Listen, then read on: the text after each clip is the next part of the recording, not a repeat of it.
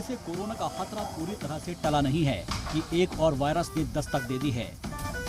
Corona के बाद मुल्क में मंकी पॉक्स के बढ़ते केस से लोग दहशत में हैं।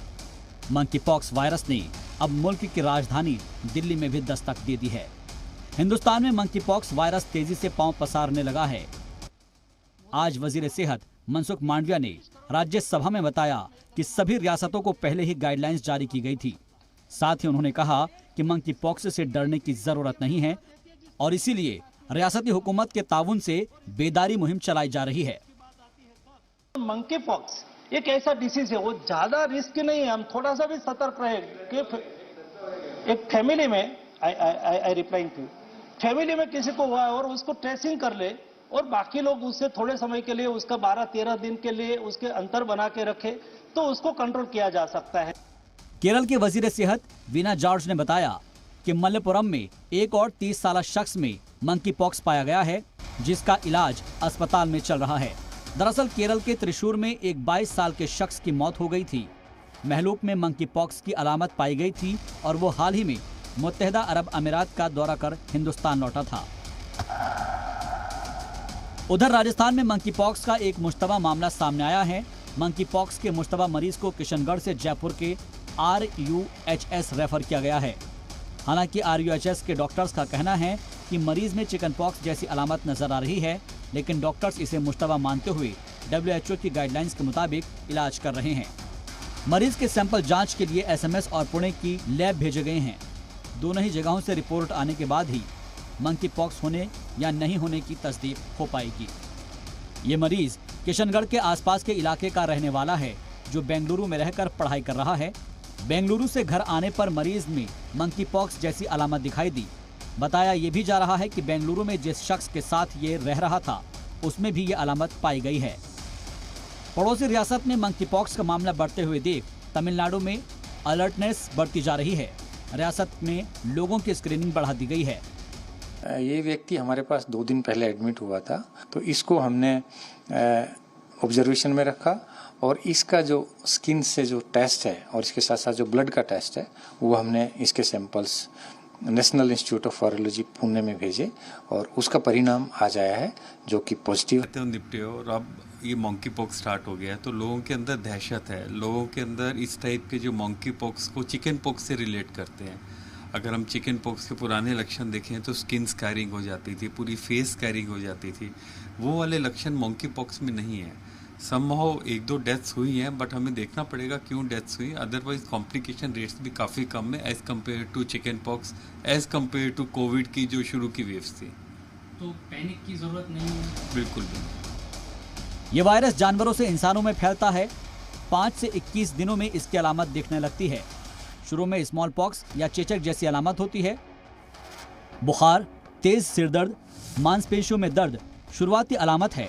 उसके बाद स्किन का फटना, चेहरे और हाथ पांव पर दाने निकलने लगते हैं। मंकी पॉक्स का कोई तय इलाज नहीं है, यानी कोई डेडिकेटेड वैक्सीन या इलाज नहीं है।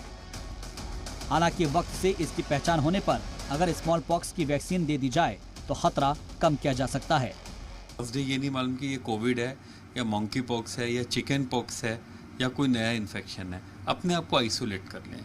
नेक्स्ट 5 डेज देखिए, अगर आपके रैश आता है तो डॉक्टर से कंसल्ट कर लीजिए। सीरियस बात नहीं है, आपको निमोनिया नहीं है, आपको खांसी नहीं है, जुकाम नहीं है, कोई मेजर प्रॉब्लम नहीं है, तो आप फ़ोन पे कांटेक्ट कर सकते। सबसे इम्पॉर्टेंट जो पर्सनल लेवल पे मैं सबको सलाह दूंगा, अपने आप को आइसोलेट कर लें। आप ही इन्फेक्शन स्प्रेड कर बचा सकते हैं। लिहाजा WHO ने मंकी पॉक्स को ग्लोबल हेल्थ इमरजेंसी घोषित कर दिया है।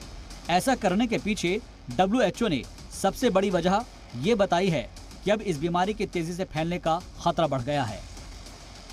have decided that the global monkeypox outbreak represents a public health emergency of international concern. इससे पहले WHO ने जनवरी 2020 में कोरोना वायरस को ग्लोबल हेल्थ इमरजेंसी घोषित किया था।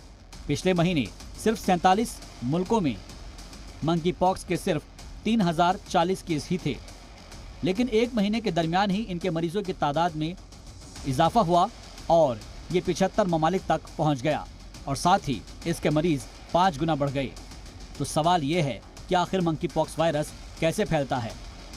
जिन व्यक्ति को हुआ है उसमें पॉक्स में अगर कोई घाव है या ऐसा कुछ है, या उसके खून से या उसके बाकी और जो बॉडी के फ्लूइड्स हैं उसके क्लोज्ड प्रोलॉन्ग्ड कांटेक्ट में हो सकता है।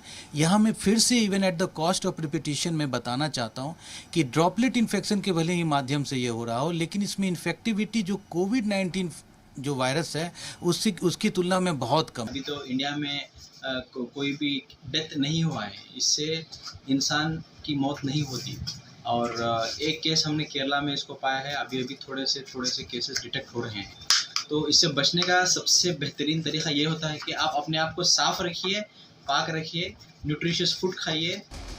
डॉक्टरों का मानना है कि मंकी पॉक्स से बच्चों को ज़्यादा मोहतात रहने की ज़रूरत है, क्योंकि उनके पास ना तो वैक्सीन वाली इम्यूनिटी है और ना ही बीमारी से रिकवर होकर ठीक हो चुकने वाली इम्यूनिटी।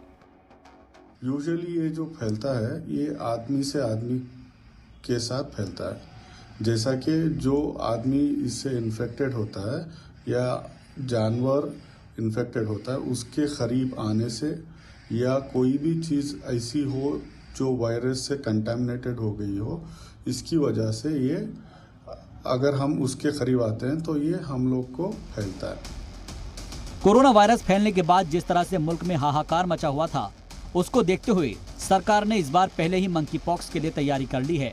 ICMR की जानिब से 15 लैब बनाई गई है जिनमें मंकी पॉक्स का टेस्ट हो रहा है। वजारत सेहत ने कई अहकामात जारी किए हैं। एयरपोर्ट पर सख्त स्क्रीनिंग की जा रही है।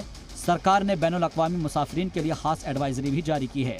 यानी सरकार की कोशिश इस बार मंकी पॉक्स को वबा साबित नहीं होने देने की है।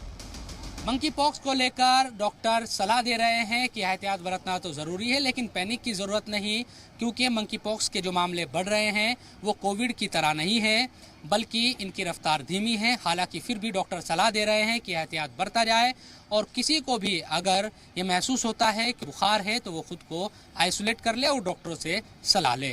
कैमरामैन सौरभ के साथ जी मीडिया के लिए दिल्ली से मैं शोएब रजा।